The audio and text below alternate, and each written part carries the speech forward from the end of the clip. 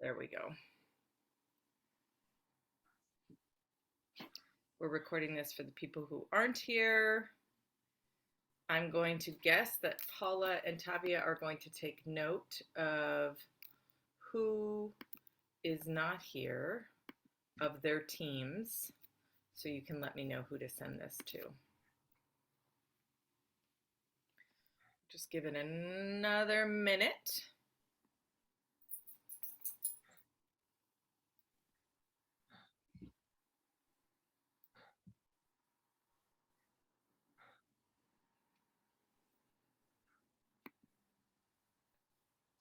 Maureen has to leave at 6 for choir practice. Okay, Maureen, well, you can get the copy of the video then.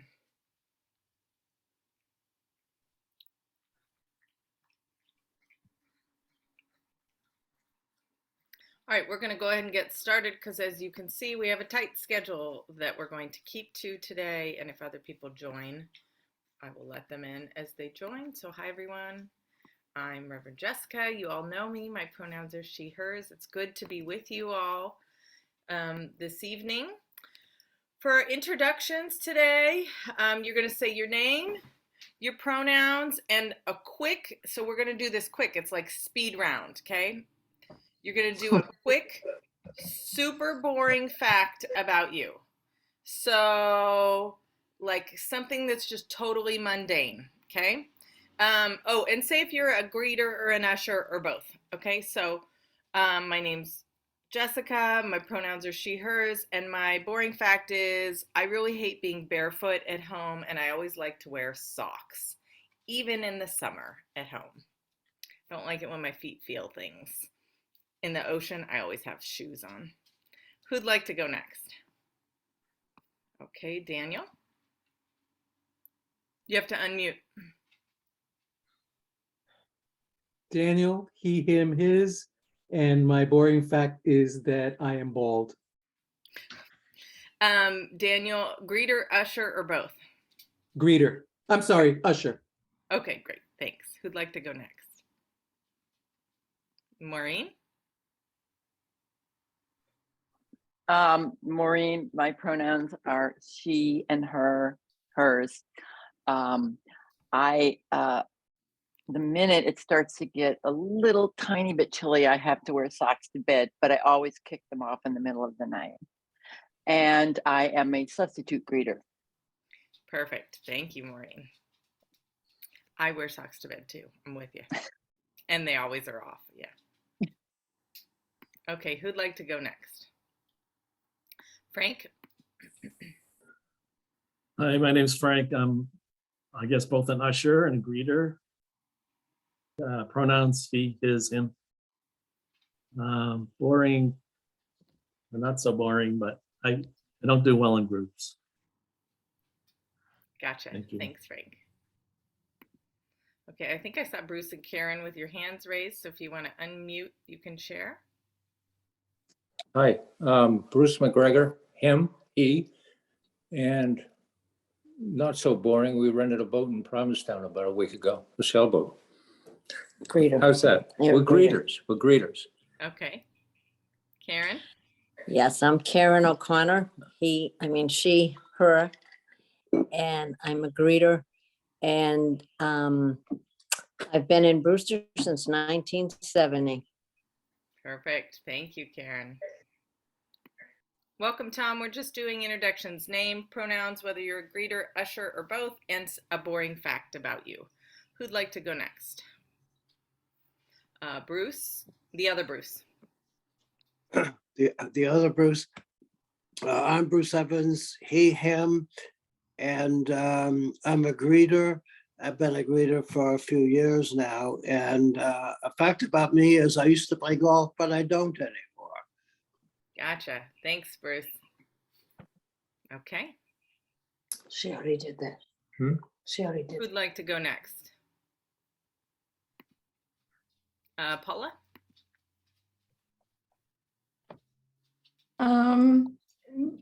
Paula, leave, she, her, hers.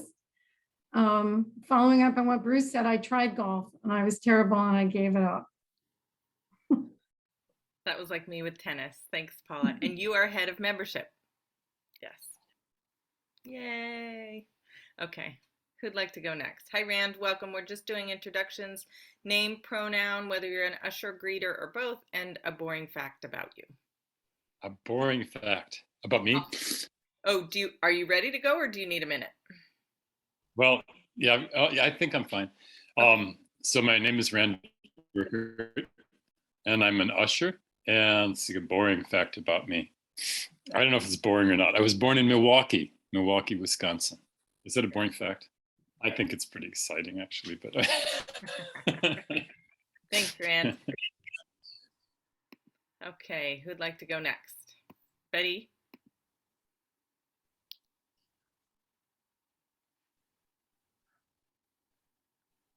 A window should have popped up to. Okay. Yeah, I'm Betty Pickering, and I'm she, and I'm a guest substitute greeter. And I love to go barefoot inside, outside, and on the beach, especially. Thanks, Betty. Good to see you. Okay. Okay, Barb and Rick. Oh, you're unmuted. Go for it. Go. I'm Barb Draper, she, her. Boring. Oh, I'm an usher, and boring fact. I'm a very fast typist. Nice. I'm Rick Draper, he, him, usher. And boring fact is I'm a terrible typist and left-handed. There we go. Perfect. There used to be a store in San Francisco called the Left-Handed Store, and one of my grandmas was left-handed, and we would always take her there when she would come visit because they had all the things for left-handed people. Who'd like? Tavia, you're unmuted. You want to go? I'm Tavia Osla, she, her, hers. I'm been doing ushering, coordinating for, I don't know, since JD came. And so that's a long time. Boring fact, I like to sleep with just a puff, no sheet. Like European style, kind of. Yep. Gotcha. Thanks, Tavia. Okay, Tom, you want to go? Yes. So I'm Tom, he, his, him. I guess a boring fact is that I like tea more than coffee. And was there more to this questionnaire? You're an usher, right? Oh, I'm an usher. Yes, Yeah. yes, and I greet people as well, but I'm officially an usher. Yes. Yeah. Great. Thanks, Tom. You're welcome. Julia? Yeah, I'm Julia, an usher. And like Betty, I'd love to go barefoot. And I would go barefoot all the time if I could. Perfect. Thank you. Okay, and Twinks? I'm Twinks, she, her, hers. I'm a DLR-er, and Brussels sprouts are my favorite vegetable, but only if they've been boiled for a minimum of 2 hours. Minimum. Oh, wow. That's a lot. That's a lot of boiling. Okay, I think that's everyone, right? I didn't skip anyone, did I? No. Okay, great. All right, so we're gonna move along. So this training, thank you all for coming. We used to do trainings years ago in the pre-COVID times, and we just really wanted to do this. I'm saying Tavia and Paula and I wanted to do this year to get everyone on the same page, because there have been some discrepancies in the office with tally sheets and some confusion about where things are stored with greeters. And so we just want to get everybody on the same page. So thank you for being here. Thank you if you are watching this after the fact. If you are watching this after the fact, your code word is felicitations. And you are to tell it to Tavia or Paula to tell them that you watched this. Yes, I'm doing that. So now Paula and Tavia, you can make sure that people watched it. Hi, Chris. Welcome. Hi, sorry for being late. That's okay. We're glad you're here. We just did quick intros name, pronouns if you're an usher, greeter, or both, and a boring fact about you. Do you need a minute or can you go? Yeah, a boring fact. Yeah. Yeah, give me a minute. Okay. Go for it. It's totally fine. Like I said, I don't like to be barefoot inside. Things like that. Twinks likes really boiled Brussels sprouts, which sounds like an abomination. Okay. She, her, hers. I do like being barefoot inside, but it causes problems because now I have plantar fasciitis. There you go. That's a perfectly boring fact, and one that I'm sure other people have experienced. Thanks, Chris. And you are a usher, greeter, or both? I don't know. Okay. Paula, what am I? I'm a greeter. Well, you're a greeter. But if you wanted to usher, Tavia would put you in the roles too. No. Okay, great. All right, so we're going to move along. So welcome, everyone. We're going to do a quick little training on how welcoming is our welcome. So these are just things I want you all to think about. Whether you're an usher or a greeter, you're the first person that people see. And so it's so important that we prioritize our welcome, basically, and the what words am I looking for? And the ways that we welcome. Okay, so I'm going to tell you a story. I'm going to read you two stories. First story. This is from a minister. I think he's a minister or a writer or something. His name's Ken Sloan. He's not a UU, but he wrote about this. He writes a church blog. He says, when traveling earlier this year, I had the opportunity to worship at the church where I grew up. As I drove to the church, I began to think about the impact it had on my family growing up and on my life particularly. I realized I had not financially supported that church since my folks were gone. I never received any communication from them, and I wished I had thought of making a large gift. So I pulled into the parking lot a bit early. The facility and the grounds looked good. I entered the church and walked past some folks, but no one spoke to me. There were no greeters or ushers in the narthex, but there were bulletins on a table, so I picked one up and found myself a seat. Again, no one said a word to me as I waited for worship to start. It had been 16 years since I had been in this sanctuary, so not being recognized as a family member was totally understandable, but I expected to be greeted as a visitor. If someone had asked my name, there might have been some recognition, but that never happened. I read through the bulletin and noticed that the offering and doxology, obviously a different church than ours, were the last items in the order of worship just before the postlude. I looked to see if there were any provisions for giving electronically, but saw no mention, so I dug in my pockets for what cash I had. When the time came, the organ played the doxology and an usher walked from the back of the church up the aisle without stopping and presented the plate to the pastor. I guess there had been some adaptations due to COVID. Maybe offerings were to be left in the narthex, but nothing was said about it. At the close of the service, no one came up to me except one woman who said softly as she walked by, "There is coffee in the fellowship hall." I walked out of the sanctuary, shook hands with the pastor, who never asked me who I was, and went straight to the car. I drove away sad that this would probably be the last visit to a congregation which had been an important part of my life. So that's one experience. And then what used to be a program, it's now, I'm pretty sure it's defunct, although the forms are online, which you'll see in a second, called the UU, what was it called? Secret Seekers. And this was like, remember Secret Shoppers? I think it's still a thing. The whole concept behind that, this was like that, but people would go to other people's churches and review them and see how they did. So this is a story from that.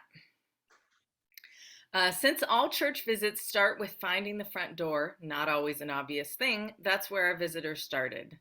As I approached the building, I wasn't sure where the entrance was located. I would have appreciated an architectural feature that more clearly designated the main entrance. The visitor experienced a warm welcome from a greeter who also explained the layout of the building. But when I moved beyond the welcoming table, I did not feel that people extended themselves to me. I kept a neutral face, attempting to make eye contact. Most people didn't give me eye contact. If they did make eye contact with me, there was no sign of greeting in their faces. Seated in the sanctuary before the service, the visitor observed that the service leaders were busy at the front of the room setting up the chancel area. Totally guilty of this. Those actions distracted from what could have been a meditative period, said the visitor. 3 people lit candles for joys and sorrows that Sunday, and one of them took up about half of the time making a lengthy announcement. The visitor wished that the joys and concerns table would have been tidier and arranged differently so that people weren't reaching over burning candles to light new ones. But the visitor appreciated the way the worship leader introduced this ritual.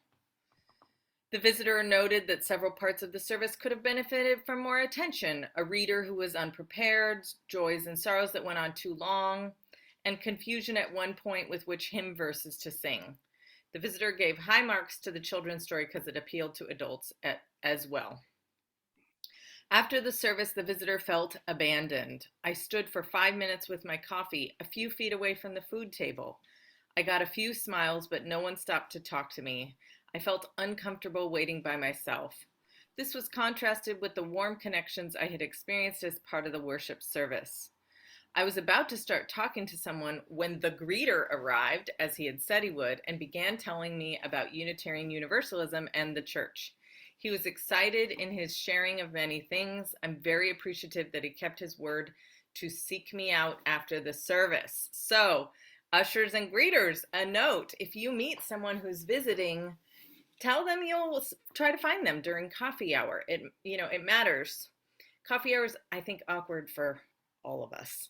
And so having people that will come up and talk to you, especially if you're new to the community, matters.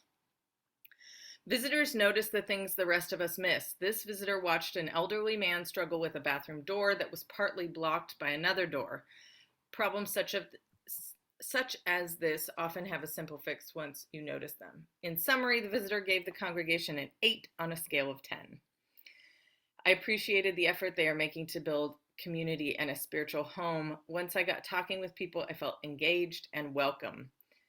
The emotional outreach to newcomers could be enhanced. So thinking about what score would people give First Parish Brewster? So I'm just going to go very quickly through the Secret Seekers basically assessment that people go through. And I just want you to think about, like, what's my responsibility and what's all of our responsibility, and how can we make this better in the future? So I'm going to share my screen here, and I'm just going to run through these. Okay, so here we have, on the left, we have the list of items, and then they check mark which box. And there is also on the form another box for like notes, but I just took that out in terms of space. So the greeters are warm and outgoing. For example, I had a friend visit service and she said, what do you want me to do? And I said, I want you to come in as a visitor, kind of like this, and tell me what your experience is. So she went up to the greeter table. She was not greeted. She was given she asked for a name tag, was given it. She wasn't asked if she was visiting. She wasn't asked where she was from. She wasn't given any information. So she filled out her name tag and went in. I think people talk to her in coffee hour. She's also a bit of an extrovert. But just that first welcome really matters. So the greeters are warm and outgoing. Greeters seem trained for the role, having the necessary knowledge to perform their jobs well. That's why we're here. That's why Paul is going to go into the job descriptions. There are an adequate number of visitors. The visitors table is welcoming, with adequate and easy space for filling out forms, pens that work, waste paper baskets. I'm going to add hand sanitizer. Children and youth are warmly greeted. Are we greeting our children and youth? Children and youth are greeters. Do we have children and youth, who are welcomed into this? And greeters ask questions that made me feel seen as an individual. And the minister greets people before the service. I try to do this. Depends on how stressful the morning is. Okay, so we're going to keep on going.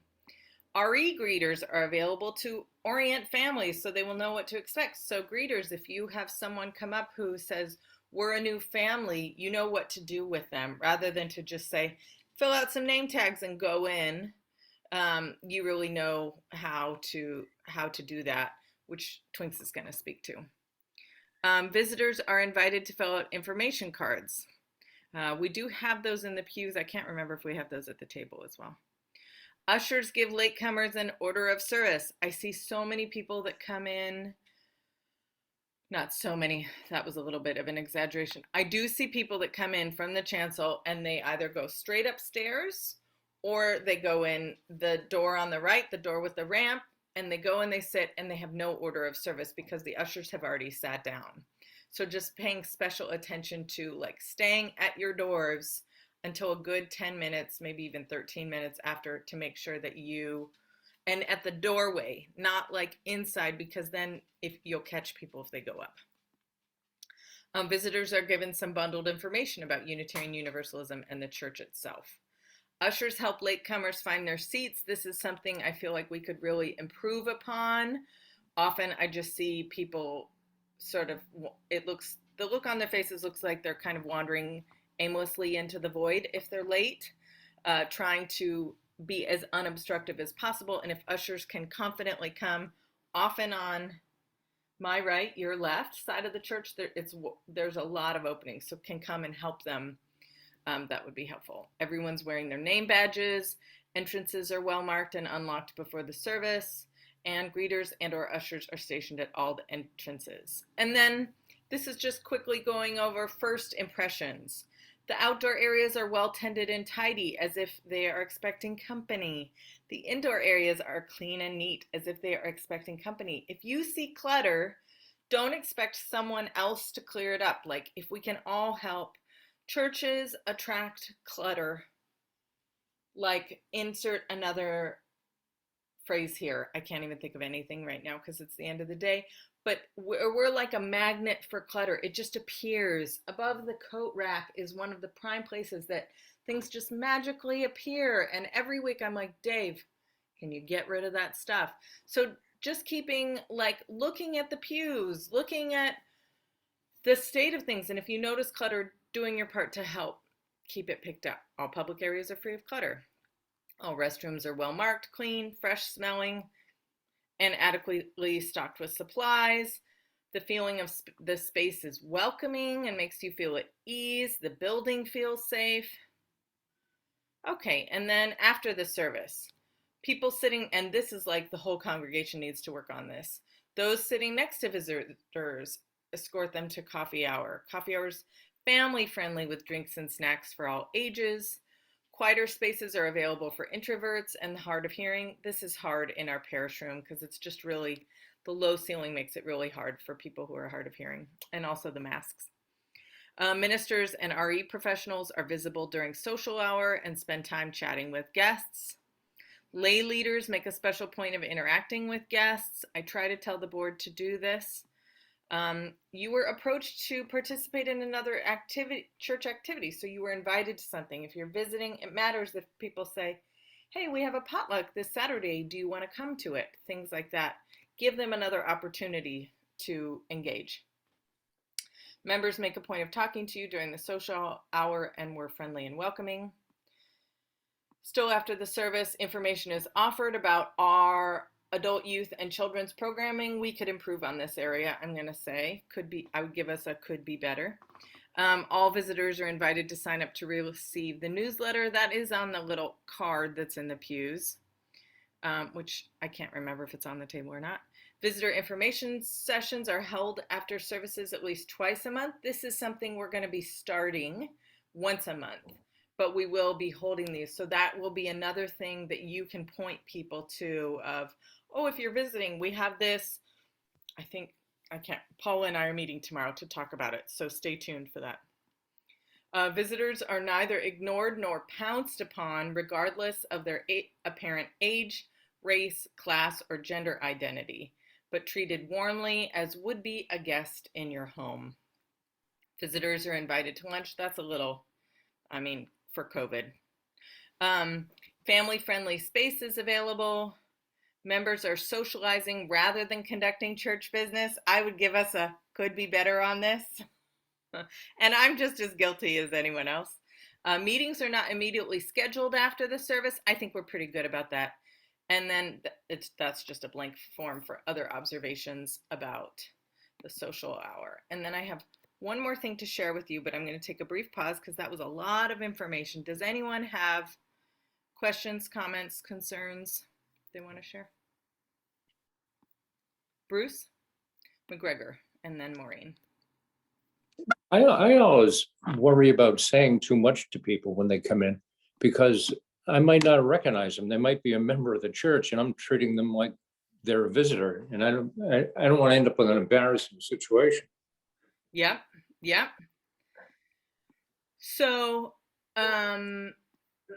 so I have a card for you. Right after this, the document I'm going to share is going to give you some good phrases to say to avoid that. But I think you're not alone. You're not alone. And also with masks, it's just really hard to recognize people, period. So, stay tuned and I'll share that after we do this. Maureen? I'm just thinking that that the COVID situation really impacts a lot of this, the social stuff. A lot of this, I hear it seems to depend on having a space to have the coffee hour and stuff, and being out in front, it's a little bit more of an issue. And of course, it's going to get cold soon, and I don't know what we're going to do then. So I'm just thinking about all that. Yeah. The COVID task force is talking about coffee hour inside. I can see us transitioning to that. Many churches are doing it inside as it is. A lot of people are eating in restaurants. Because coffee hour is optional, that we would do unmasking there if you want to, much sooner than we would do in the sanctuary, because we want the sanctuary to still be, as welcoming and accessible for as many people as possible. And coffee hour could be a bit of a choice. And it may be that some people who aren't comfortable, there's been a suggestion of maybe they go outside, even if it's cold outside. But I don't want us to have 2 coffee hours. That also feels a little bit, but we're exploring that. And last year we did coffee hour without the coffee inside. I think this year we'll probably do it inside and just have it be masks optional. Anyone, Tavia? One thing I wanted to add is that oftentimes you don't know where something is, or you see something and you know it's got a solution, but you don't know quite what. And I've learned now to either talk with Dave, our sexton. A week or so ago, I said to him, there's Kleenex missing in a lot of the pews. And when people wear masks, for some reason, our noses drip a whole lot more. And he said, oh, no problem. And I said, well, where's the Kleenex? I'll go get it. He said, oh, no. He said, how about this? I'll get the Kleenex and put it here, and you put it where it needs to go. And sure enough, it worked. So if you see something and you think it needs attention, go to somebody and say, how do we fix this? What do we do about this? Because some people know all those kinds of things. Yeah, totally. That's a good point, Tavia. Jenny had that stuff. Jenny was our previous sexton. She had that stuff ingrained, so she always knew to look for Kleenexes. Dave's still learning what our norms are, so helping him out in that way as well. Anyone else? Tom? You have to unmute. A couple of weeks ago, we only had one basket for the ushers. And so can somebody update my knowledge about what happened to those baskets? Yes, they are back. We found them. I found them in the library underneath the pile of black plastic bags. Okay, thank you, Rick. Thank you. Just was curious. Perfect. Thank you, Barbara and Rick. All right, can we move along, or does anyone else? Okay, great. Okay, so the last thing I'm going to share for this welcoming part is this document. It's the same thing on both sides because it's meant to be a brochure to give out to ushers and greeters, and I couldn't figure out how to crop it. I'm sorry. So it's a little visually overwhelming, but if you just look at one side, it's the same on both sides. So basically it's about welcoming versus othering, basic intercultural hospitality. So the green column is is what you offerings to what you can say instead of the blue column. So instead of hi, you must be new, which Bruce McGregor was like, what if they've been a member for 30 years? You say, hi, I haven't met you. My name is Bruce. Or you could also just say, hi, I'm Bruce. And they'll say, hi, I'm so-and-so. Even if you're like, oh, I probably did meet them. Like some people have, there's a whole thing of where you don't recognize faces. I don't remember what it's called, but some people have that and they just don't recognize people they met just last week. So you can say, hi, I'm Bruce. And they might say like, oh, hi, I'm Frank. I met you last week. And you just say, oh, it's great to see you again. And you move on from there. Instead of saying, where are you from?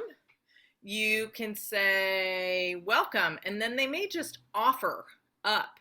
Like, I just moved here from Chicago.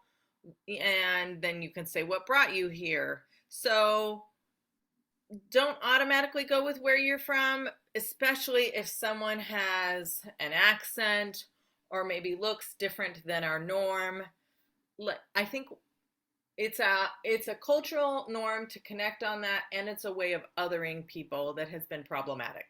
So I would just kind of avoid that. Instead of saying your hair is really cool, can I touch it? Or worse, touch without asking. This happens to Black people a lot. Don't do that.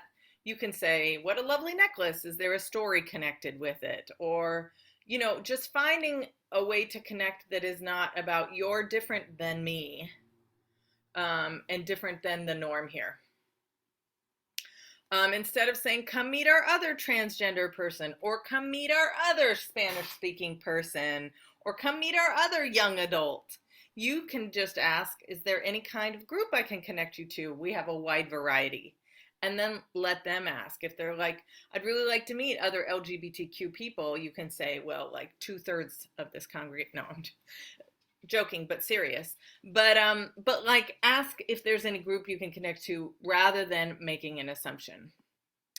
And then instead of saying, you know, if someone says, these are my kids, they don't look like you. Are they adopted? Are they your real children? Did you use a sperm donor? I would hope that none of us would ever say that.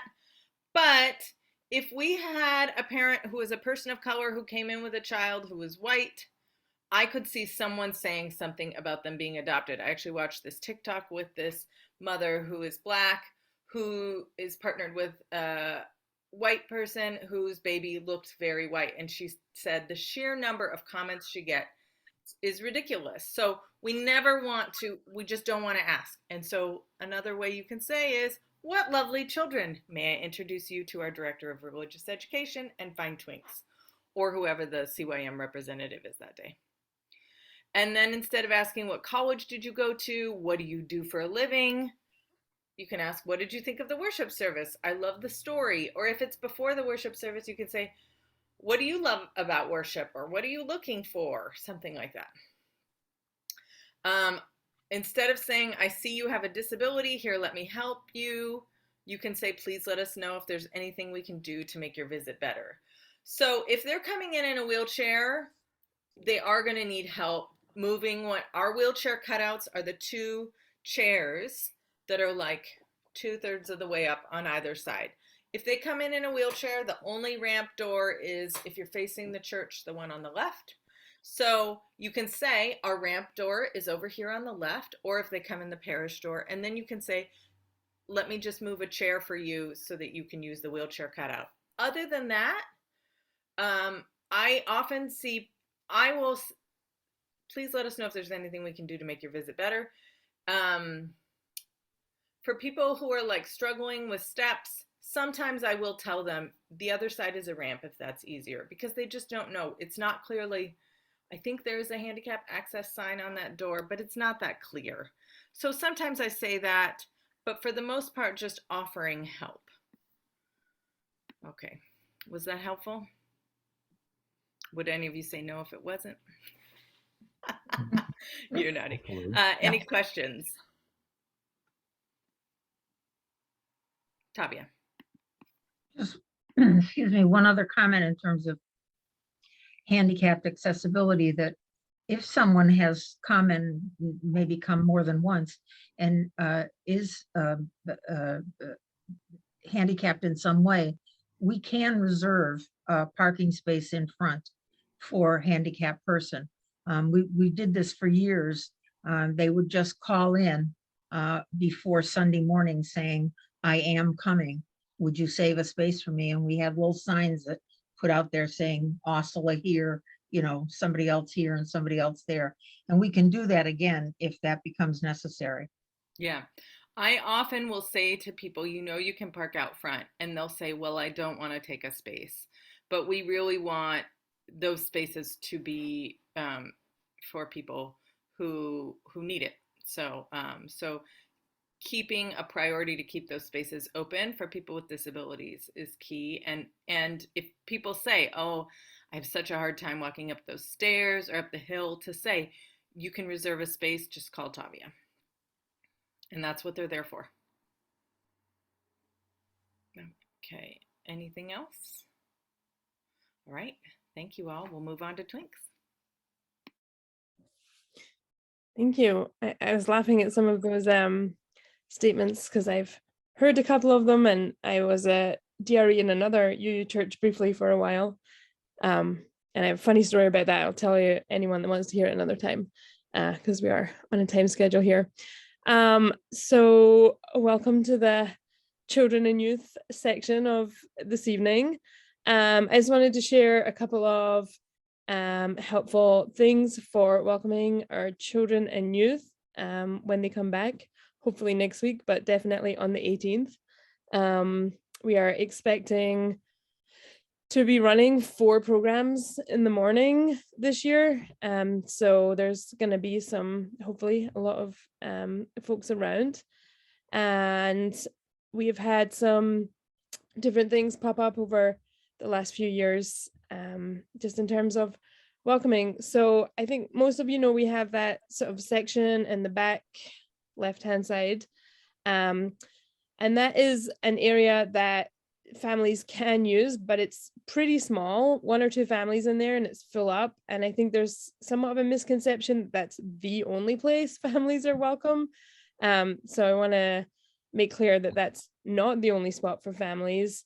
And so the wording I often use is, we have the spot back here, there's some toys on the floor if your little ones need to run around, but you're welcome anywhere in the sanctuary. I'm hoping to create a bigger family space, but for now, that's what we have. And so I think sometimes families kind of hover there and there's no space for them, and that becomes a bit of a logjam. So feel free to let them know that they don't have to be sat back there. This year, the CYM committee are going to be, if I'm not there on a Sunday, there will be someone designated as me, so you can find that person if there is a new family that comes in.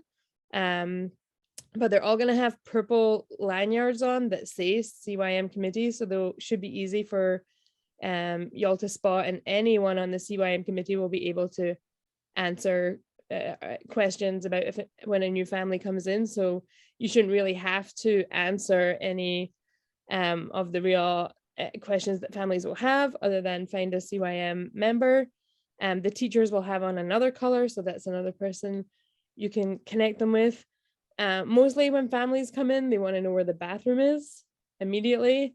And the families are often the folks arriving 5 or 10 minutes late, because getting kids up on a Sunday morning is sometimes a struggle. So I often watch them coming in at the back, and very often if they're late, they'll just stand outside because they don't want to interrupt, or they feel like they can't come in, or they look in the back corner and there's no room for them. And if I can, I will leave the chancel and go out and bring them in. But it'd be really helpful if ushers or greeters could just look out there and make sure they know they're welcome to come in, and they're not going to disturb, and find them a seat, like bring them to a seat. It's okay to bring your kids in a little bit late. yeah, that happens sometimes. We go out there to like move to the classrooms and there's 4 families just waiting. So that is something that happens. It's always good to let families know that we have changing facilities and supplies for babies upstairs and downstairs. The bathrooms downstairs are child-sized bathrooms. I don't know if any of you have used them when there's been a queue upstairs, but they are set up for toddlers and younger grade school. So they're just accessible bathrooms for children. That's a really welcoming thing that we have, and I'm lucky that we do. Childcare, if they're a family that comes in with an infant, our 2 childcare providers are Claudia and Danny. Does everyone know or are familiar with Claudia and Danny? Like a nod if you are. It's okay if you're not. And maybe we'll reintroduce them at the start of this season. Is that okay, Jessica? Maybe on in gathering or something. So maybe just pay attention to who they are. And they're also a great resource to bring families to. If you're looking for someone sort of immediately, if you have a new family that turn up. I'm just gonna look at my notes. Don't worry about noise. I'm on mute. And if there is a new family that come in a little late and you're not able to connect them for whatever reason with a CYM person, welcome them as best you can and just make sure to tell them when all the kids leave after the time for all ages, if a parent will leave with them. Just say, just leave with your kid and a teacher will meet you out there and make sure you're all set. That's kind of last case scenario, and hopefully it won't happen. We'll have enough people around to catch new families as they come in, but sometimes if I'm on the chancel or helping to lead worship, then that's a little bit harder. And the other one thing that has happened a couple of times now, there have been a couple of moms who have started to breastfeed in the sanctuary and been asked to leave, and that's happened twice. So I want to bring it up and make it clear that moms are allowed to feed their children any which way in our sanctuary. And if we are uncomfortable with that, then that's something that we're gonna have to adjust to or leave ourselves. I think that's how I feel about that, and I hope that that would be our agreement. So yeah, that has happened twice in the time I've been here. And I think that's all I had in my list. Are there any questions, or Jessica, anything that I can't believe that happened. I did not know that happened. That's ridiculous. I think that sometimes ushers and greeters and other people are trying to be helpful and to be aware that sometimes the message means you're not welcome, even though that wasn't the intent. So if somebody's baby is crying, for somebody to say, we have a parish room you can go to, what they're saying is, I don't want to hear your baby cry. But what they really mean is, this has got to be uncomfortable for you. We want a quiet space. Let them handle their child. Like, you don't need to offer them a place to go. If they lean over and say, is there somewhere I can go? You could say, oh, it's piped out outside if you want to listen outside, but you're more than welcome to stay. That's why I say the line about noises, movements, and mirth is welcome in our sanctuary, because if we really want a multi-generational community, we have to be willing to tolerate the noises that kids make. And I do want to say, I think we've been working hard on this over the last 5 years, and we are definitely in a better place than we were. So I feel really proud of the strides we have made. And I think we're just going to keep moving forwards into our multi-generational community. I love the idea of our children and youth starting to participate more in the just the life of our church community. We have definitely one kid who likes to be a Sunday morning volunteer. I'm trying to get him to be an official usher, and he is very resistant to that, but loves to volunteer and be helpful. So that's Emmett. If you see him on a Sunday morning, please ask him to help. He is absolutely delighted to, and I'm going to keep offering up to our children and youth. I think it's a really great thing. Great. for And them to- don't guess And- children's gender based on how they look. Definitely. The youth group, their genders, yeah, I think that's a really great thing. Also, ages, there has been a couple of young adults who have come in and been directed to CYM programming a few times in a row, and they're 24 years old. So that's a real tricky one. Great. Yeah, so I think that was covered in the what to say and what not to say. Great. That's good. Yeah. Thank you. Any other Tavia? questions? Tavia, go for it. Twinks, if an usher is not involved in asking a mom to leave with her baby, but observes it, should they just let you know so that it can get dealt with after the service? I mean, it seems to me it's sort of hard to see it happen, and you don't necessarily, I think it might be somewhat of an interruption to get up and say, oh, no, you don't have to leave. So just let you know that something like that has happened. I mean, I typically take the stance of interrupting harm being done in the time. So if you see a congregant asking a breastfeeding mom to leave, you can absolutely say, actually, no, you're welcome here. I mean, if I am there, I will definitely attempt to stop it. I try and catch new moms as they're coming in and tell them they're welcome to feed their Yeah. babies. So yeah, I mean, I would say if it's easy to say no, that's not actually true, do it. But The other question I have is, are the kids going to be wearing name tags? For us seniors, it's hard to remember all these names. And some of the kids who come really regularly and seem to engage more, it's kind of easy. You know, we all know Augie and so forth and so on, but there are a lot of kids that I honestly don't know what their names are. It would be really helpful if they could get some kind of cool name tag too. I mean, they all have, all of the kids who were registered last year have their magnetic name tags, and they were pretty good about picking them up and putting them on. So, yeah, we definitely are encouraging them, and their parents will often stop by and get a stick-on name tag. It's good for everybody. Augie makes sure that everybody knows him. It would also be helpful, Twinks, I think, if whoever the CYM person is for the week, if you're not there, if it's in the order of service, so that usher and greeters can know who it is. And maybe even if that person went up and introduced themselves to the greeters and ushers, I think that would help, because, you know, if an usher's reading in the order of service and it says it's Deb Selko, but they have no idea even who Deb is, that's not going to be helpful too. But just multiple ways to. Yeah, that's a great idea. Purple lanyards. We'll try and put it in the order of service if I'm not there in a week, for sure. Exactly. Great. Yeah. Okay. Any more questions for Twinks? All right. Thank you, Twinks. We're going to send her on with blessings because she has been in meetings all day long. Okay. And another one. You have another one. Bless you. Okay, great. Thank you all. Thank you so much. Okay, if you have any other questions, just email me. Sounds good.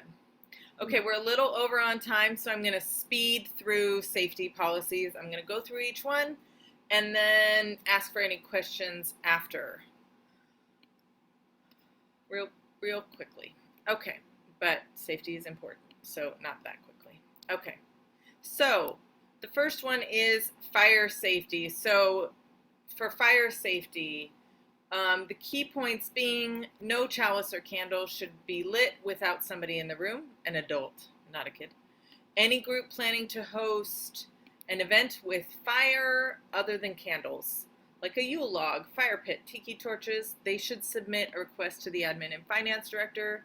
And these policies are all on the website as well if you wanted to read them. And there's like rules about the event safety standards that needs to be set into place. You don't need to know that much, but if, say it's a lay-led service and they're like, I'm going to do this thing with fire, you overhear this and you're like, just want to make sure that things are set up. Okay, so who knows what to do if there's a fire? What do we do? Maureen, you want to unmute? I just said head for the exits. Okay, there's something you do before that. Frank? Well, I know there's a couple of fire extinguishers. I haven't really spent the time to locate them, but I think I Okay, know now. there are fire extinguishers. Yep. If there's like a trash can fire, you would do it. But if there's a significant fire, Call the fire department. call the fire department. We also have fire alarm pull boxes. Is that what you were going to say, Paula? So we have fire department pull boxes. Paula, you want to? I was going to say that the locations are printed in the appendix, and, you know, Yeah. I'd never noticed before, but I checked out where all of the holes are and all the extinguishers. You just have to walk around to kind of see them. Exactly. So here Yeah. is the appendix. Let me just move it so you can see it a little better. This is the location of all the fire alarm pull boxes. So you can see they are all around. I think many of us just don't even notice them, myself included. You just kind of walk by them and don't notice. But to know that they are, you know, everywhere except the thrift store. So to pull one of those, if you pull one of those, it's going to notify the fire department. So there is that. Now, fire extinguishers, here's the location of the fire extinguishers. Should you need them, if it is a severe fire, I would not take it upon yourself to try to extinguish it. I would just pull a box if you can, call 911, the fire department's right down the street, and exit the building. You know, doing all that as you're exiting, and make sure you're getting everyone else to safety. Here's the list in the Winslow House and the thrift store as well for fire extinguishers. So staff went over this today, as did the CYM committee went over this, just so that you all know this is where they all are. Any questions on the fire policy? Okay, great. We're just Can I moving. just make a comment? Yeah. My understanding when we redid the church a number of years ago was that the fire department asked us to please be sure that if people were exiting the building, that they exited away from the driveway in front of the building. So in other words, we should be directing people to the other side of the building, i.e. the front walkway, and get them out there. The traffic will be stopped because there's going to be a fire, but you don't want people there because they're going to drive a fire truck right up there. And if they have to, right across the front yard. And the septic system there was built specifically so it could hold whatever needed to go across it, because we do not have any sprinkler system in that church because of the organ. Right, thank you. Yes, anything else on fire? Okay. Our evacuation spot, should an emergency happen, is behind the thrift store. So next we're going to go into an active shooter policy. We should ideally never need to use this policy, but your policy committee has spent a lot of time in it in consultation with the police department and other congregations. We have it in place just in case, so that you know it's there. Should there an evacuation be necessary, our meeting spot is behind the thrift shop. So should an active shooter come into the sanctuary, you have three options. Does anyone want to name what your first and primary option is? Frank? Run. Aren't you on policy, Frank? Or did I make that up? No, you made it up. I made it up. Okay, run. Correct. Run. Just run. Like, if you can. If you are able to, run. The children are going to practice an evacuation through the basement, so you just want to get out of the area if you can. If you can't run, what is your next option? Daniel? You were muted, Daniel. You want to unmute? Hide. Hide. Correct. So run, hide. So your first option is not, I'm going to take down the shooter, okay? Your first option is run. Your second option is hide. The third option, only when your life is in imminent danger, which if there's an active shooter, you know, that would be present, is to fight. That is your last resort. And so really just trying to get out and get as many people out as possible is key. And being aware that if there was an active shooter, you want to get out of the sanctuary and you want to cross the street over to the thrift store, because if the police come, you want the area as clear as possible so that they can do what they need to do, and they can see that you are not a threat. Keep your hands in the air or visible, and just, you know, trying, also recognizing that, trying to just be a calm presence, help people as needed, things like that. So after the evacuation, we would all assemble behind the thrift shop, and then we would go along the back path over to Winslow to get out of the area. So police are on site, they're taking care of it. Go on the back path to be over here and really out of the way. Any questions? This is also on the website, as are all the policies. Any questions about this? Oh, Frank? Well, I'll only make mention of some churches or synagogues lock the door, and you know the service starts, and you know these days we're more aware of white supremacist groups, and maybe UU churches are more likely to be targets. It's just a feeling. I mean, I don't want to panic anybody, but we all know what's going on. But I don't have any answers. Anyway, just want to mention those things. Yep. Yeah. Maureen? Along these lines, while you were still out on your leave, Jessica, when we were in choir one evening after dark, someone came into the sanctuary. He started commenting about the Black Lives Matter flag, and I think myself and Kip Keem were extremely uncomfortable because we felt like this was potentially someone who could harm us, and so we didn't really know what to do.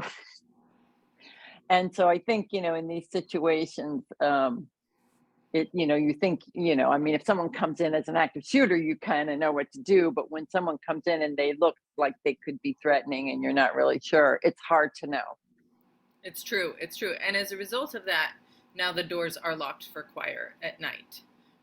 So that in that situation, it was the staff member present, Kevin's responsibility to remove the person from the premises. We do have a disruptive person behavior policy as well that states that basically it's the staff member who's present or the senior leadership member who's present responsibility to remove the person from the premises, and last resort, call the police. I think that this is really tricky for worship. What I named, because we talked about this, we had our staff retreat today, is that sometimes people get stereotyped based on if they have mental illness, if they are unhoused, that they come in, because that is not our cultural norm here.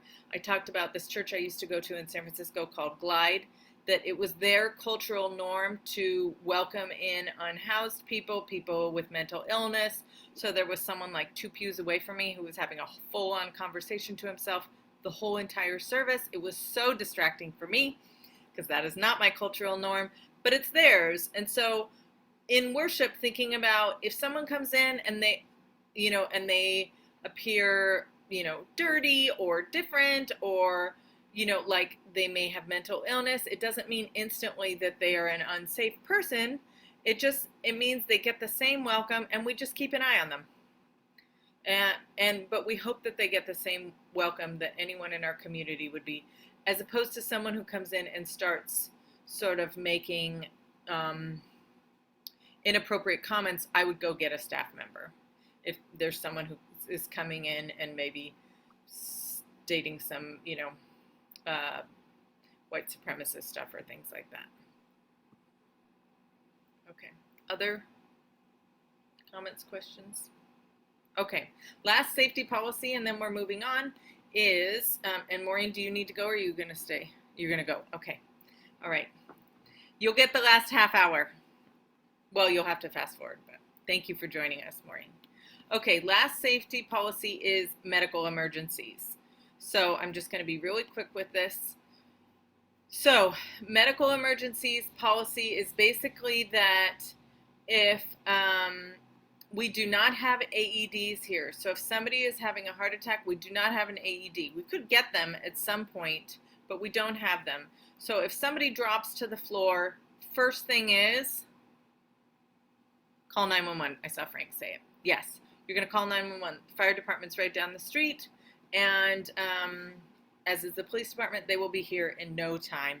If you know of congregants who are medical personnel, grab them.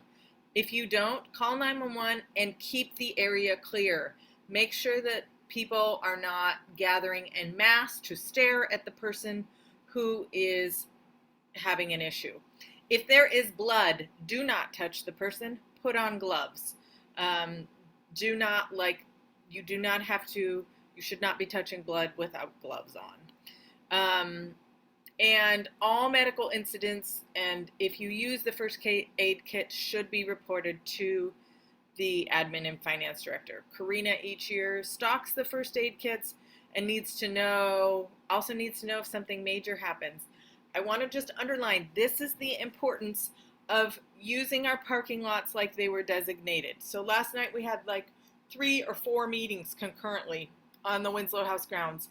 At one point, the parking lot was full of cars. If someone had had a heart attack, the fire department would not have been able to get in there. And so we need to, I know it's like easier to just, I've actually never lived somewhere where people park on lawns as much as Cape Cod, to just park on the lawns, but we really need to keep them clear in case of emergency and keep the handicap parking spaces open for people who are disabled.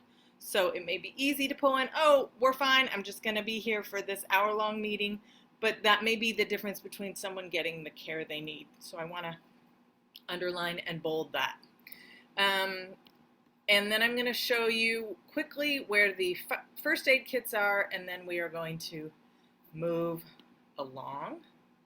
So here is the location of all the first aid kits. So if someone comes up to you at the beginning of service and says, you know what, I just cut my finger, I need a Band-Aid. Do you know where I can find one? You are going to say, sure, the first aid kit is, who's going to unmute and tell me where the first aid kit would be closest?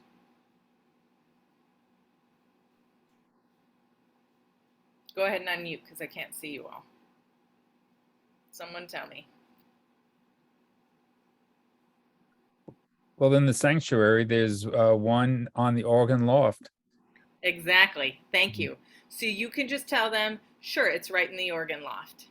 If you're in the parish room, it's in the cupboard shelving unit on the west wall, the middle section. There's one downstairs in Fellowship Hall. Twinks almost always has one in her bag when she's with the kids. There's a couple in the barn.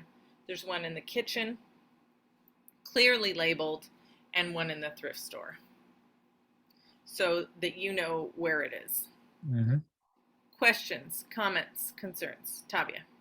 Just one comment, so that you know, there are some nurses who attend regularly. Mary Jo and Judy Jolette, Janet Trainer, help. Who else do you know that's a nurse?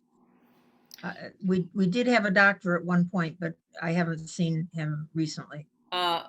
Laura Gill and Marie Hartley, but Laura I Gill want and I Marie want to Hartley.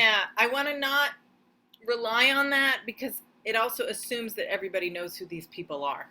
Well, I'm just mentioning the names to this group of people, Yeah. so that at least some people know who Yeah. the nurses are, but in the past, they've jumped up and offered to help, so.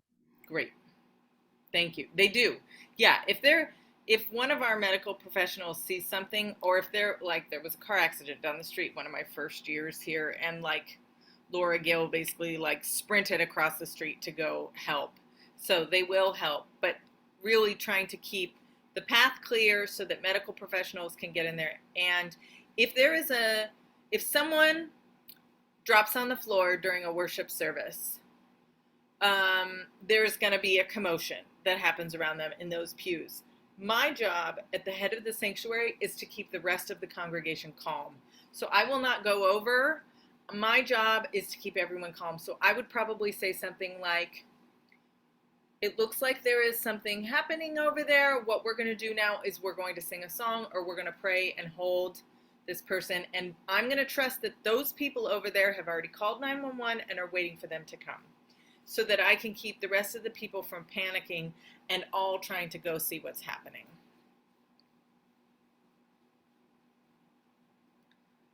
Anything else? Okay. All right. We are going to move along to greeter protocol, which, do you want to go through? Do you want me to share it, Paula? You're muted. Yeah, if you can, that would be great. You did email it to me, right? Yeah, because I don't think we need to go over every single bullet, but there are a couple I know we've had challenges with, so. Okay, why don't you start and I'm gonna find it. Okay, I think I sent this handout to everybody, but it says on the top, greeter training, and it's the procedures that we've kind of been developing over the last few months. I added a couple of things. If you can arrive early at 9:30, and people have been pretty good about that to set up. We're going to try to set up outside as long as we can. Although we'll be talking about this at the meeting too, because a lot of people, well, visitors a lot of times come in the front, but there are a lot of people also coming in through the back way, through where the magnetic board is. So we have to kind of talk about that a little bit. But the table, the welcome table should be set up already for anybody that comes to do the greeting. The supplies for the box, the supplies for the top of the table, I put in a plastic bin that's labeled membership box, and that's now going to be kept in the closet back by the piano in the parish room. So it's right on the shelf, right across, and you should be able to see the sign there. And it's got everything in there that you need to put out on the top of the table. There are the guest cards people can fill out. There are information packets, bookmarks with UU principles, and some little red cards that say, what do UUs believe? So that's all in the box. It's pretty obvious. Invite visitors to make out a name tag. A lot of people just stop and make out a name tag. Some people that aren't using the magnetic name tags because they find the names are a little bit small. We're trying to encourage everybody to use those, but a lot of different people will fill out a name tag. And we're trying to make sure that people fill out a guest card too. The guest cards, when we get them, if you put them into the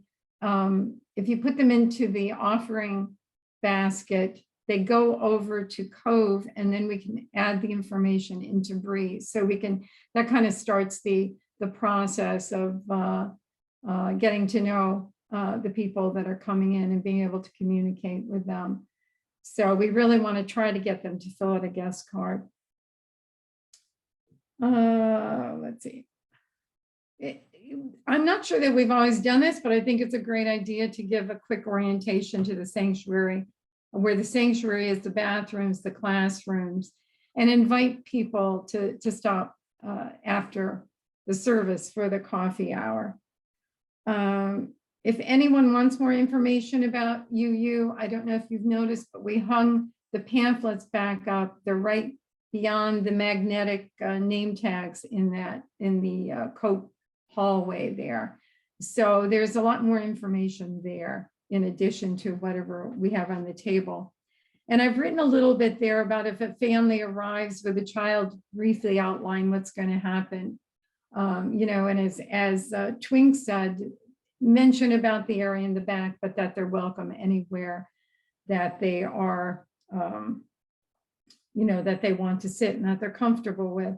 It's good to know about the purple lanyards, because that will give us an idea of who to connect a family with. Okay, then after the service or before you leave, just put everything back into that plastic box, and please make sure it gets back into the closet in the parish room. And if people can't be there on a Sunday, and we're still getting this to work out smoothly, we do have substitutes now. So if you contact me or Marcia Kelb, who's been helping with the greeters, we have substitutes that you can call to come in and take your place. And if you could also let Cove know that that person is a greeter so that they can get it into the order of service. So I'm sorry that some of our greeters couldn't be here today. I want to talk about the next sheet that's coming up too. But we'll make sure that they get this information, and then they know that they're going to be getting the recording.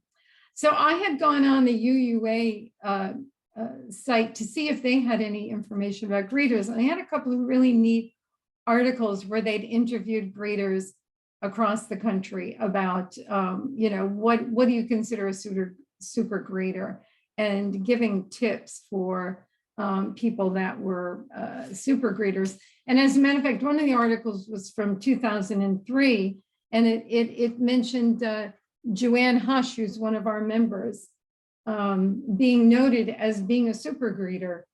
So I don't know if Joanne even knows that. I have to mention that to her. But they point out a few things, and this was helpful to me because I'm a fairly new member, and I can relate to what somebody said about being kind of timid about approaching people, because I especially don't know people that might have been members for a while. But one thing I noticed this last Sunday, I started going up to anybody that looks like they're like off on their own and looking a little uncomfortable, just to go over to them and just to say something like, hi, my name is Paula. I don't know if we've met before, because I actually met somebody who had not been coming in a long time, who's an old member, and who was really good to talk to her. I think she hadn't been here in a couple of years, but if I hadn't seen her kind of standing to the side and looking like a little bit of uncomfortable, I wouldn't have gone over to her. So I think, and something these super greeters mentioned, it's not so much that what the content of what you say sometimes, but just not to ignore anybody. Because now that I'm chair of the membership committee, I'm getting, I will get an email from members saying, gee, I saw this person off to the side and I started talking to them, and they had been here a couple of times and they hadn't felt that people were talking to them.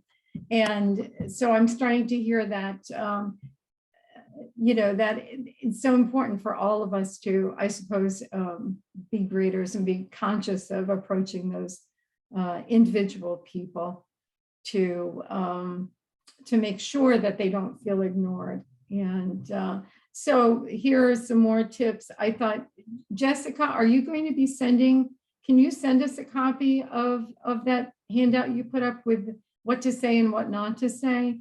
Because that was really a good thing too. Yeah, I was actually going to use that in a service coming up on the 18th. I'm talking about welcome. So I was going to. Oh, that's fabulous. Yeah. No, that would be great, because with membership, it's really the first impression that's so important, that people that come, if we really want to grow and keep healthy, and we really need to make sure that we're making people feel that they're not ignored, that we are interested in them. So I wondered if anybody that's been a greeter for a while had anybody that's on this call that's been a greeter has any other tips that you have, or any questions in terms of those, the greeter procedures that we're working on. Okay. Daniel? Yeah, if I could just say, I think that this is very helpful, but if at some point we could have a conversation with the congregation as a whole, because if everyone isn't thinking of themselves as a greeter, then we're failing. If we're going to think of this as specific jobs to this small group, I think we're failing. I think the congregation has to feel like they're all greeters and that they all take that on with anyone who comes in. Yeah, I totally agree, because we get so busy in the morning, we're trying to get 2 greeters each week. And of course, you've got the ushers also. But if you get talking to one person and helping them fill out a card, you might miss somebody else that's coming through. So yeah, that's really important. Daniel, I'm going to give you an invitation. You don't have to respond right now. You can let me know after because it's a little bit on under pressure. If you wanted to write up a brief reflection about that and share it in the service on the 18th, I would give you the pulpit to share, because I can say all the things and people listen to maybe half of what I say, but there's something about hearing it from fellow congregants. I think that helps. Also, in the time of COVID, they say you need to give messages 15 different ways for people to retain them. So think on it, Daniel. Let me know. Okay, great. Thank you, Paula. Any other questions on greeters? Okay, great. We're going to move on to ushers. Greeters, I encourage you to stay because I think it's important for you to know what the ushers are doing. You might be asked to pinch hit usher someday. Ushers may ask you questions. I think it's just important for each other to know and to know what each other's doing. So I'm just going to ask you to stay. Tavia, are you okay if I blow through it, or do you want to? Can you screen share? I can screen share. I'm just pulling it up here. Hold on. I had it up, of course, and then I closed it. So hold on 1 second.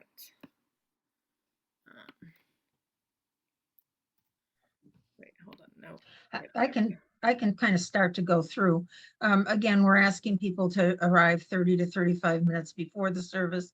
Please put your own name tag on. And then we're asking this year a little different request, that the 3 ushers who are assigned meet together and decide which one of you is going to do the chancel door, which one of you is going to do the front door, and which one of you is going to do the accessible door. And the reason we're doing some of that is that Liz and I have been present in church pretty much every Sunday since JD came, with the exception of a few times that we went on vacation. And I would like, and she would like, to be somewhat free, that if there was a Sunday that we didn't want to be there or that we needed to be somewhere else, that we know that this would be happening. Right now, it gets assigned by either Liz or myself. Then we also would ask you to decide which 2 of you are going to count the collection and sign the collection.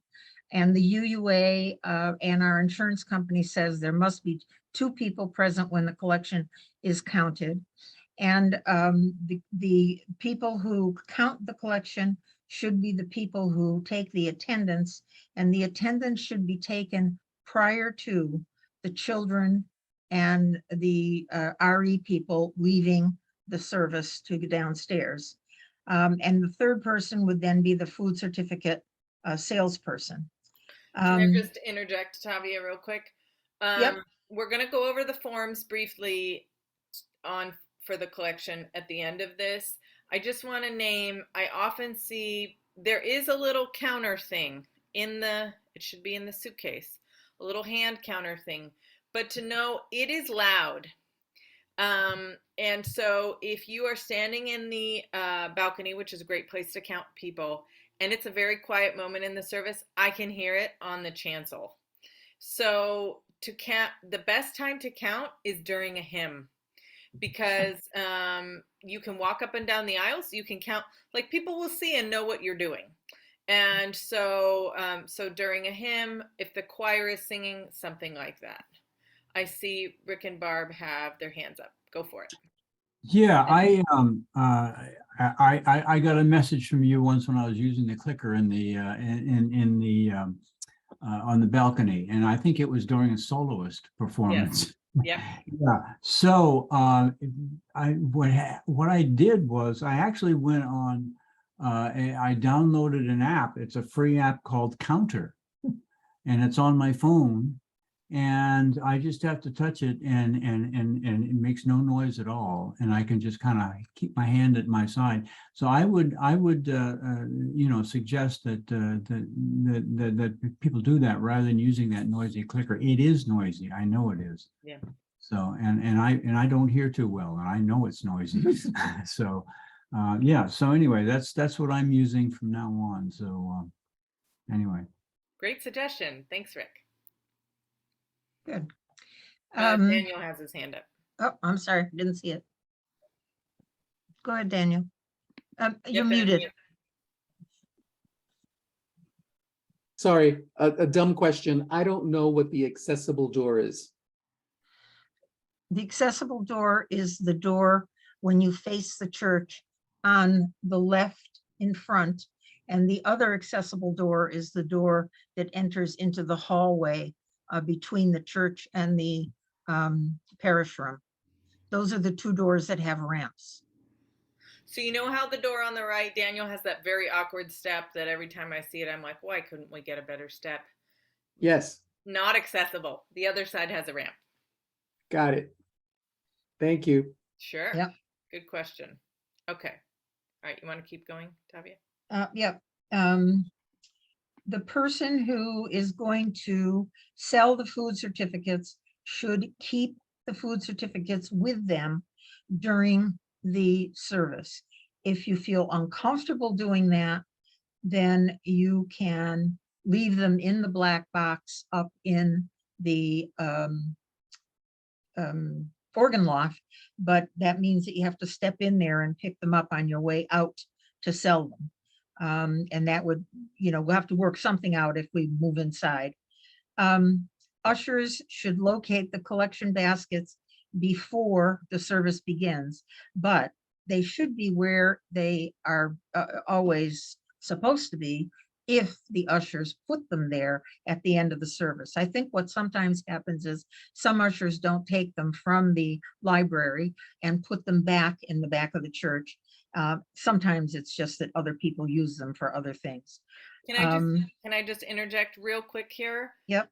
If you have a problem before the service and you need some help, please try not to interrupt Ricky. We had at our staff retreat this morning, we were talking about she's trying to get streaming going, and we've had some issues with streaming in part because people are distracting her. Sometimes it's just conversation.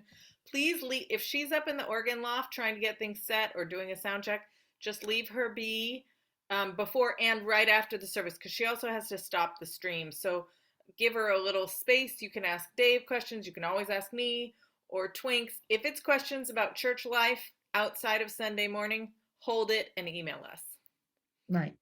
And also the side note, please don't leave to count the money until after the service. I really don't want ushers missing out on usually what happens after the offertory is the sermon, because they're in a hurry to leave after the service. If you're ushering, please just count on staying a little bit after to count so that everyone can hear the sermon. Right. Also, if the choir is performing on that specific day, please put a basket either on the piano if the piano top is down, or in the vicinity of where the ushers sit so that they can contribute. And then you use your other two baskets to collect. The money should be kept by one usher. I noticed that Tom takes it with him up to the front where he sits and puts it down on the floor and guards it that way. But most ushers are not leaving the service at this point, so it's helpful if they stay and it's less disruptive. The other is in the black bag, you'll find the order of service, and that is to be split between the ushers and handed out. The black bag will be put in the organ loft, and it will either be brought to church by Dave if he's on that day, or by Liz and I if Dave is off. Liz and I can help you with any questions that you have as well. Doing the collection, not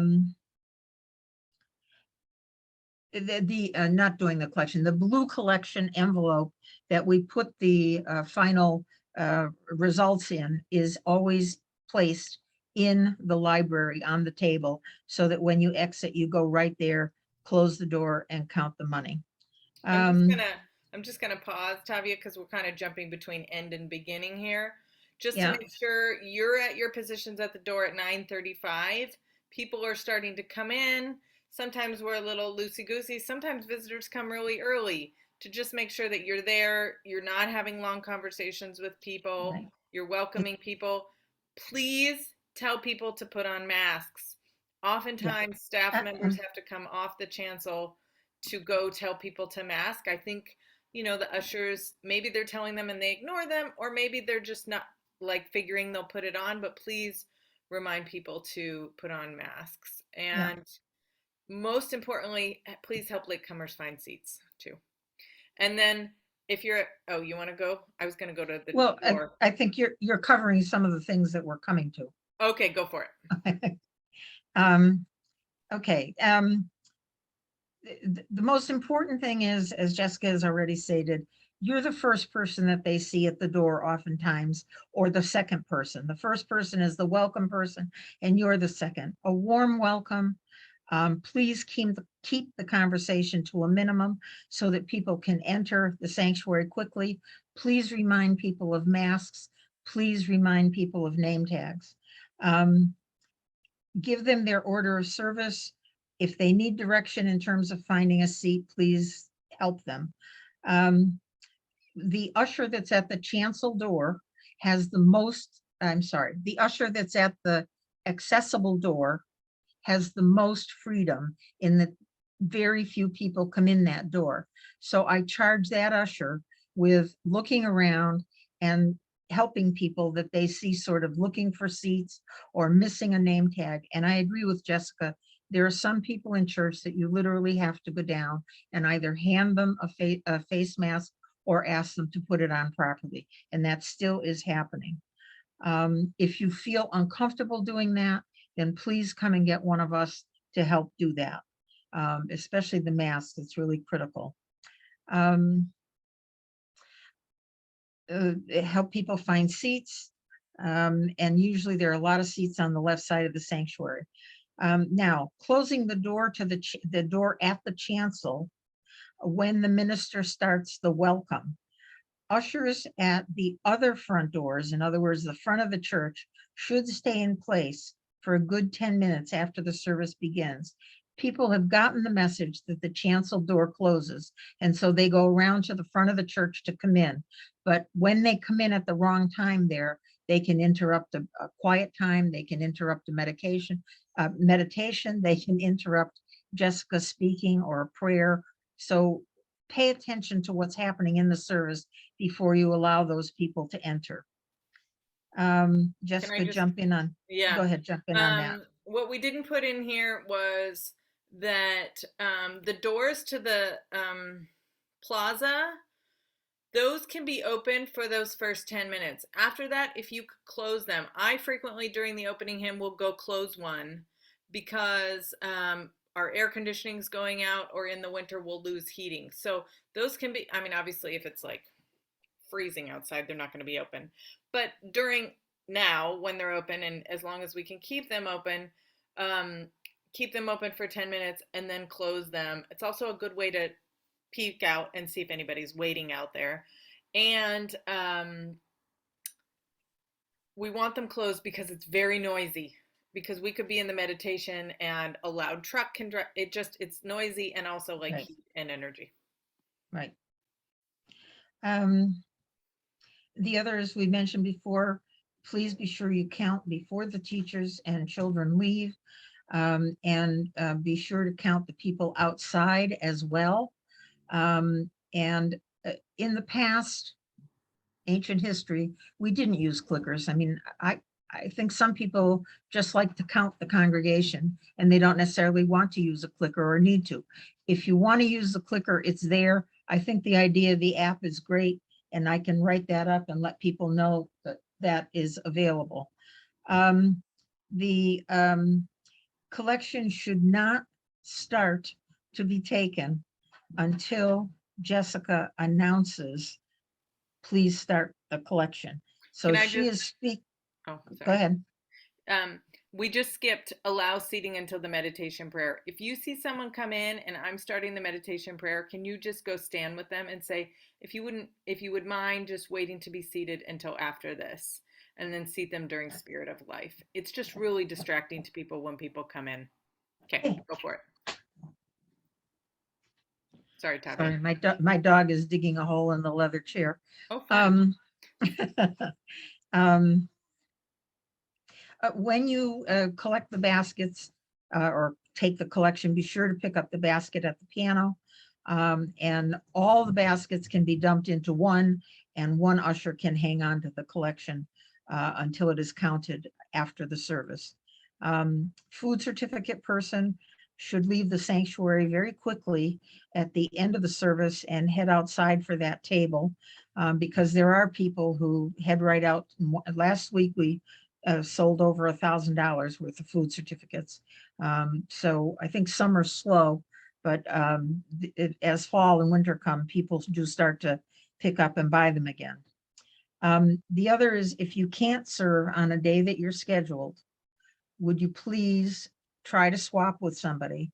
And if you find that you can't swap with somebody, then please, please, please call me, because then I can arrange to have somebody do that. If by chance it's a day that, and this hasn't happened in a long time, that neither Liz nor I are there, because we jump up and serve as ushers occasionally. If we're not there, then I would ask you to use your judgment and ask someone in the pews to help do only the collection, and they will help you. You know, there are a lot of people who've done it in the past and served as ushers and can help you on that one occasion, so that we have the proper collection and the proper number of people. I think that's about it. I'm sure you have questions though. Do you want to take 1 minute to go over the forms real quick, Tavia? Sure. Yep. So here's the form for, go ahead. Oh, no, here's the, no, here's go the ahead. form for the attendance and offertory sheet. A lot of people leave the weather part open. We actually need to know the weather, because we are tracking attendance, trying to track it. We have attendance records for the last 5.25 years. And so we really want to track attendance and track it well. And we want to know how it's affected by the weather. So that's why we have that weather line. It's not just for funsies. It really is for our correct tracking. You want to go into the money? I think it is clear how to count the collection and tally it. A couple of things. If an envelope is sealed, please do not open it. That's respecting somebody's privacy. They may have put a check in there that they don't want anyone else to see. Coins, et cetera, et cetera. And please be sure, if you go up a little, that you're signing it correctly, and both people need to sign. What happens is, if it's not done in a way that makes sense to Susan Flaws on Monday morning, then usually I get a call and I have to call an usher and say, can you help me out here? What's happened? But generally speaking, people have done a great job in filling this out. I think the food certificate has been more confusing. I'll go to that. Yeah, I'll go to that. And we need the 2 signatures. That's for our, it's like insurance purposes. Yeah. So, so just for like legality wise, that's why we need those. Yeah. The food certificate thing, the easiest way to fill it out is, the person asks you for $100 card. In the first column where it says amount of card, put down 100. Or I often put down 1/100. In other words, I gave them one $100 card. The name of the purchaser, Oscilla, whether it was Stop and Shop, S&S, or Shaw's, and then whether they gave you a check or a cash. And what I do generally is I put down 100 check or 100 cash. In other words, I indicate with a check that it's a check, or cash that just the word cash. And then the total value of the cards goes in the lower column, and the amount of money, obviously it should balance, and your signature again as a volunteer. I watched somebody last week do it, and they did it very slowly and very carefully. And I will say, having done it in the past, that people sort of get there and they're in a hurry and they want their food certificate and they want to throw the money at you and grab their food certificate and run. And I get it, because it's sort of like late in the day and you want to go. But just ask people, take a minute here. I need to finish this one so I can get to you next. And be direct with it, because otherwise what happens is the number of food certificates that were given to us to sell does not match up with the number that we say we've sold. And that means that Susan has to call and we have to get in touch with the people, the person who sold it, and we have to figure out what happened. So And we cannot take credit cards for food Right. certificates. They cannot go on the website and donate for them. It messes up the whole accounting. So only cash or Right. check. And one other thing, the credit cards now have a strange little piece of white paper stuck to the front of each credit card, as I call them, each food certificate. And it'll say $100, $50, $25.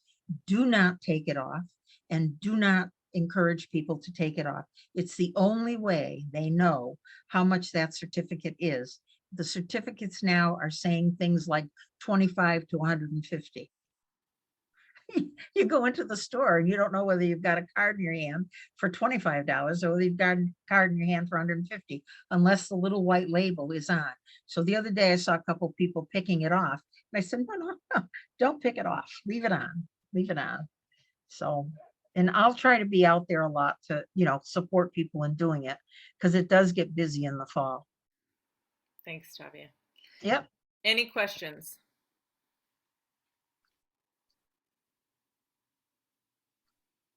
Give yourselves a pat on the back. You just made it through Usher Greeter training. Thank you all for taking this time. I know it was a lot of information in a short amount of time. May not have felt that short to some of you, but it was a lot of information. But this is really important. And so, it's about welcoming, it's about keeping our people safe. And so thank you for the volunteering that you do to welcome people. Thank you for the service that you give to this congregation, and thank you for coming here tonight. I see, Rick and Barb, you have a hand up. Yeah, I just wanted to know if there's any way you can ask the congregation not to perform origami on their cash. Not to what? Perform origami on their cash. I don't want to stifle their creative expression. Doesn't that drive you crazy? Sort of like, how small can you make a $10 bill? No. It takes so much longer to count the thing. I just want to say one thing to all of you who've been doing this for so long and so joyfully. Just thank you so much, because it really is critical that it happens, and that it happens in a nice way. And I really appreciate the fact that Jessica has really encouraged Paula and I this year to get everybody trained and to try to get the same kind of thing happening every Sunday, instead of it happens one way one time and one way another. So I know Paula is, and I am going to get to the people who are not here. I have a list exactly of who's here and who's not, and I will get those other people to meet with me and go over the basics that we've gone over today, because it's really critical. Thank you. Paula, you want to say something before we send people on their way to dinner, probably? No, I just agree with what Tavia said. I thought that it was really good to kind of get on the same page and put all this together. And I think we do a great job. I mean, I wouldn't have stayed if it weren't a fabulous group of people. So yes. Thank you all. Thank you. Tavia and Paula, you want to stay on for a minute?